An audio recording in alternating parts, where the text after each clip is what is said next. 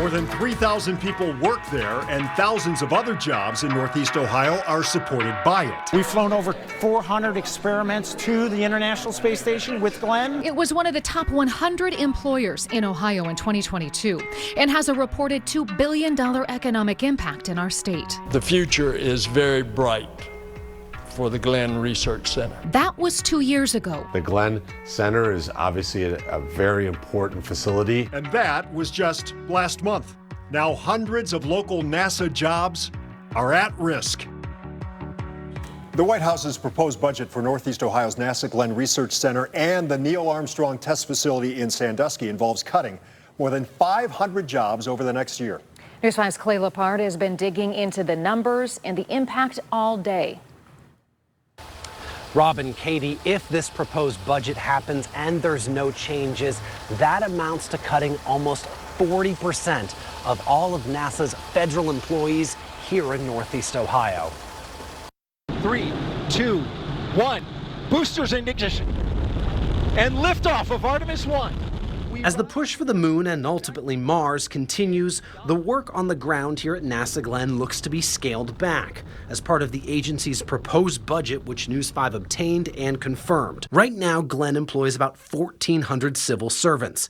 This proposal calls for trimming that number to 837. A more detailed look at the budget shows Glenn's aeronautics program would be just about cut in half, from about 400 to 182. We've highlighted Glenn's aeronautics division over the years, from a push to bring back commercial supersonic flight over the continental United States to helping map out a highway in the sky with more drones and self-driving aircrafts. Concerning cuts for Beju Shaw at the Greater Cleveland Partnership. Cutting back on innovation, we think, is not only bad from a job loss perspective, but in terms of the types of innovations that NASA Glenn in particular creates, not only for their agency, but for the world, has significant ramifications. The only NASA facility hit harder than Glenn staffing-wise would be the Goddard Space Flight Center in Maryland. And I think this is where we're trying to get more information. We're trying to understand sort of what was the rationale behind what we think agency-wide is a drastic cut. We need to be leaders in technology. We want NASA to grow here. Earlier this year, a plethora of politicians made their pitch for NASA to move its headquarters and its 1,700 employees to Northeast Ohio and Glenn Research Center, citing a low cost of living and an existing NASA footprint. If the federal government and President Trump is serious about cutting the cost of waste, fraud, and abuse and how to relocate other departments and agencies throughout the rest of the country, there is no better spot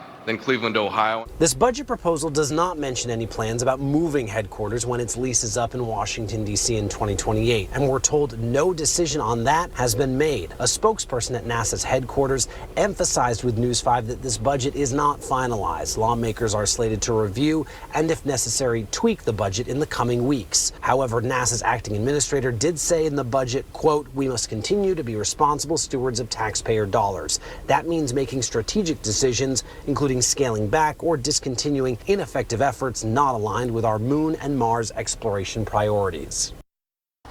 And again, this is NASA's proposed budget. Lawmakers will have a chance to review it before finalizing it. We have reached out to our federal lawmakers for their reaction on this, but Rob and Katie, employees we spoke with who did not want to go on camera, said this was something they have never seen before happen at this center, and they are worried about if it could happen.